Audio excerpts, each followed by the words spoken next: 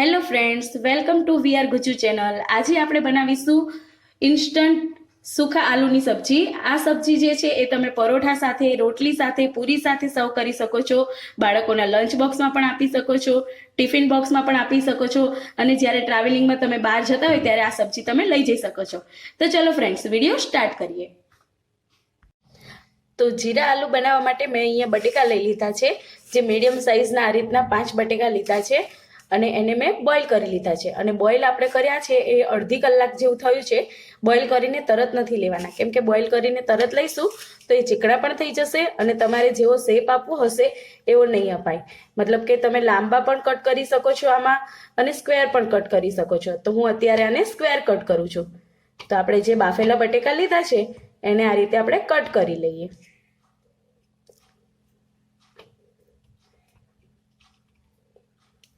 અને આ જીરા આલુની જે સબ્જી છે એ તમે પ્રવાસમાં, ટ્રાવેલિંગમાં, છોકરાઓના લંચ બોક્સમાં, ટિફિનમાં તમે પેક કરી શકો છો। કેમ કે અત્યારે ઘણી બધી સ્કૂલોમાં રોટલી અને શાક લઈ જવાનું કમ્પલસરી થઈ ગયું છે। તો નાના છોકરાઓ હોય છે તો એમને રસાવાળી તમે સબ્જી આપો તો એ કપડાં ગંદા કરે છે, બેગ્સ ગંદી કરે છે। તો એના માટે આ રીતની જે રસા વિનાની સબ્જી હોય એ તમે પેક કરી શકો છો। તો બાળકો માટે તો આ બહુ જ યુઝફુલ છે અને આલુ છે એટલે બાળકોને તો પસંદ આવે જ। તો આ રીતે હું બધા જ આલુને એક સરખી સાઈઝમાં કટ કરી લઉં છું। તો આ રીતે મેં બધા જ આલુ કટ કરી લીધા છે।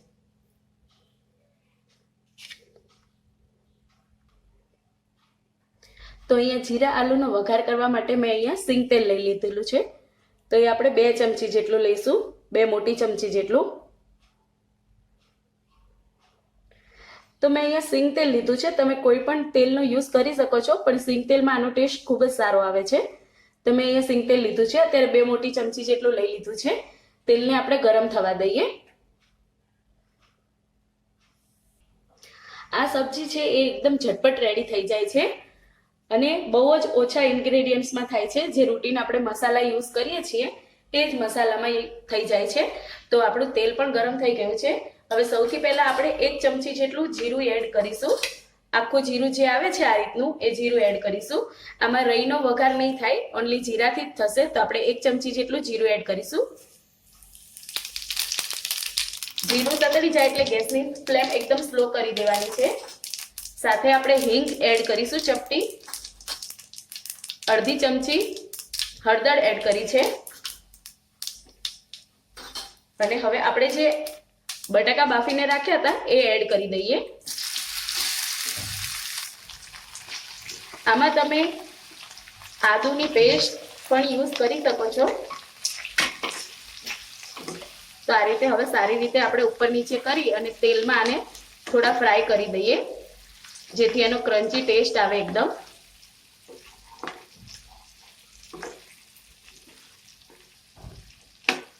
તો આ રીતે મેં બધું સારી રીતે મિક્સ કરી દીધું છે। હવે આપણે આમાં બાકીના મસાલા એડ કરીએ। તો એમાં આપણે એડ કરીશું મરી પાવડર।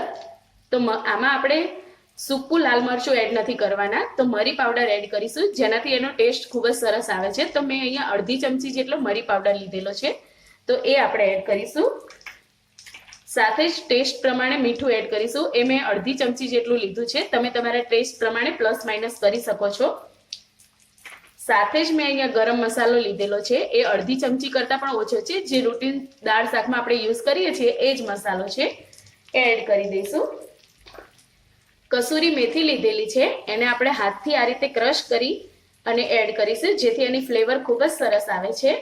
તો મેં આ રીતે એને એડ કરી દીધી છે।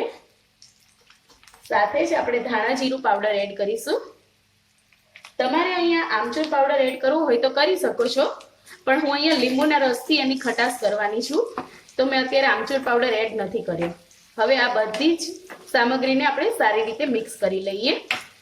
તો આ રીતે ઉપર નીચે કરતા જઈને એકદમ મસ્ત મિક્સ કરી લઈએ અને 2 મિનિટ સુધી આને સાતળી લઈશું, જેથી બધા જ મસાલાનો ટેસ્ટ આલુ સાથે બેસી જાય। 2 મિનિટ થઈ ગઈ છે અને બધા જ મસાલા સારી રીતે મિક્સ થઈ ગયા છે.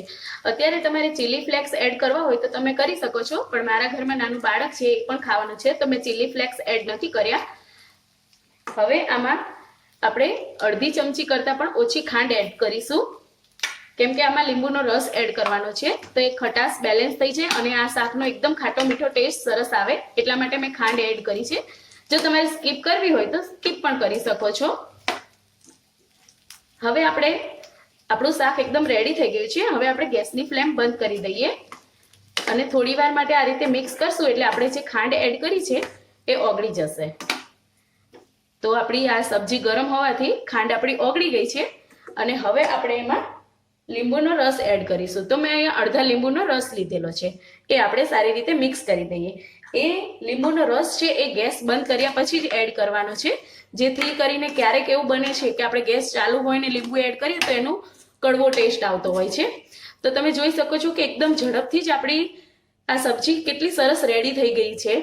તો હવે આપણે એને લીલા ધાણાથી ગાર્નિશ કરીશું. તો મેં અહીંયા એકદમ મસ્ત ઝટપટ સબ્જી રેડી કરી દીધી છે. હવે આપણે એને ફુલકા રોટી સાથે સર્વ કરીશું. તો રેડી છે આપણી ગરમા ગરમ ફુલકા રોટલી.